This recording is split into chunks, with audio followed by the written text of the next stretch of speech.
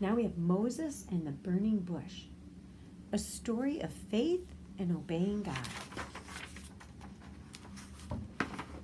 So this is a story from the Bible. This is not the Bible, but this is a book using that story. So some of these things might not be exactly the same, but it's the Bible that we can trust always. Other books we can't always trust, but the Bible, always. Moses grew up as a prince of Egypt, but he became a great leader of the Hebrew people and an obedient servant of God. Moses wasn't always a great leader, and he didn't even always want to obey God. Moses lived in the land of Midian with his wife, Zipporah, and their family. Though he had grown up as prince of Egypt, he had left Egypt many years earlier and was now a shepherd. One day Moses led his flock across the desert to the base of a mountain where the grass was fresh and green. This is what happened on that special day.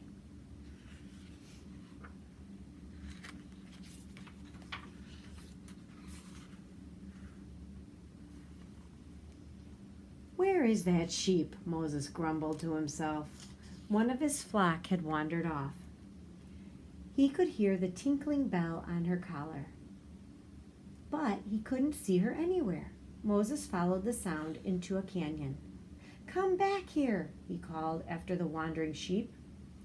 "It's too early for this." Suddenly Moses stopped. He couldn't believe what he was seeing. Before him, a small bush was in flames, yet it did not seem to be burned up by the fire. Moses stared in amazement. Slowly, he took a step toward the bush, and then another, and then... "Moses, Moses," a voice called out. The voice seemed to be all around him. It echoed off the canyon walls.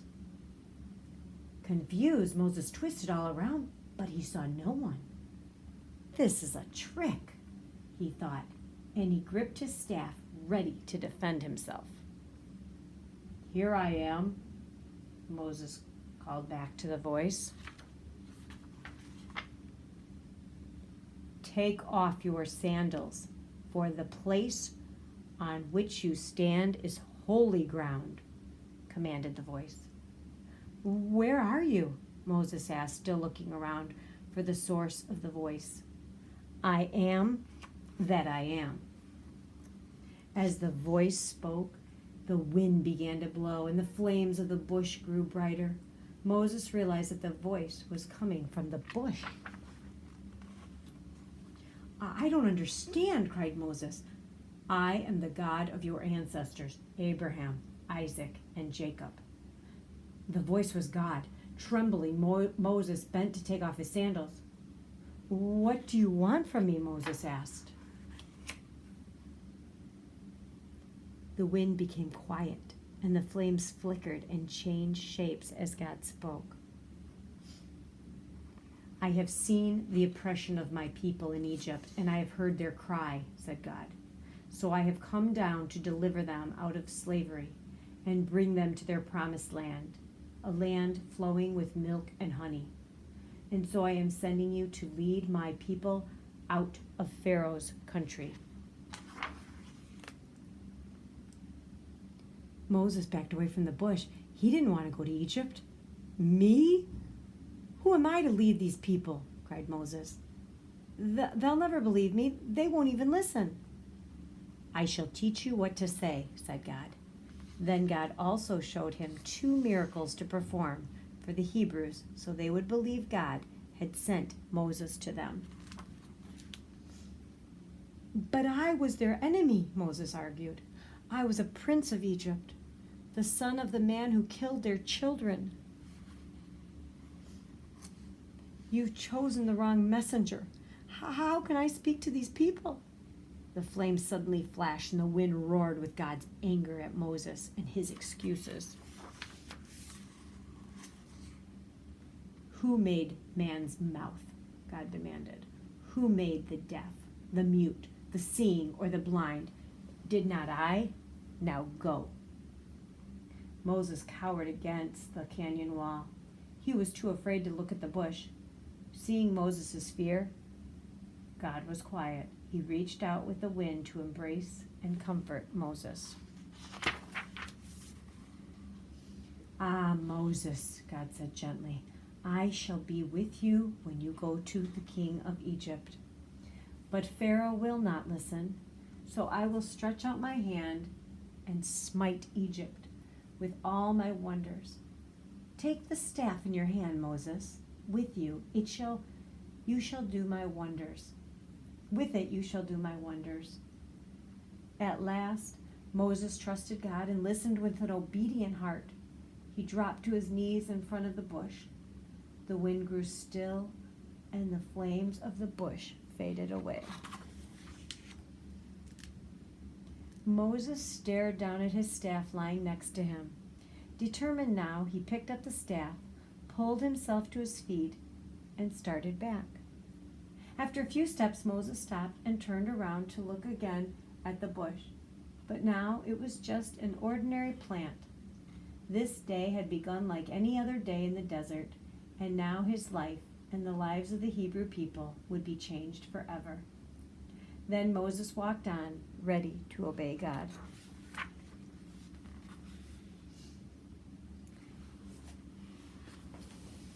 I'm going to read this other part while videoing myself. This is something to think about. Sometimes it's hard to obey. Moses didn't want to do as God had said and go back to Egypt. He even gave God excuses. Moses had a good life in Midian. He had a wife and a family.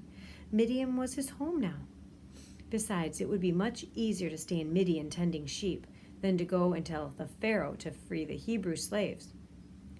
But if Moses had not obeyed God, the Hebrews might not have been freed from slavery. Like Moses, sometimes you will be told to do things that you don't want to do. For example, you might be told that it's time for bed, even though you don't want to go to bed and you want to stay up later. Just as God knew what was best for Moses and the Hebrews, those who care for you, your mom and your dad and your grandparents and your aunts and your uncles, they sometimes will know what's best for you too. They give you rules to keep you safe, healthy, and happy. Something I used to tell your mom is when God says don't, he's really saying don't hurt yourself. Or when God says do, he's telling you do, take care of yourself. So all of his commandments have ways that you can protect yourself and keep you happy. God loved Moses and God loves you. One way that God shows love is by giving you people to love and care for you. You can show these special people how much you love them and God by trusting them enough to do what they ask of you. It's important to be obedient. So something you could think about is, why didn't Moses want to obey God? What are some reasons why you don't want to do what you're told? God promised to help Moses if he went back to Egypt. How does God help you to be obedient?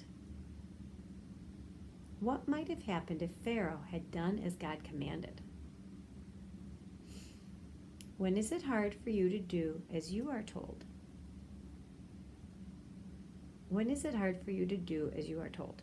So sometimes you might realize it's because you want to do what you want. Right? So some of these questions you could just pause the recording and talk to your mom or dad about. God appeared to Moses in a burning bush. How do you see God in your mind? God and Moses had a conversation. When do you talk to God? I hope you talk to him every day. Besides God, who else should you listen to? You can make a list of those people. Love you.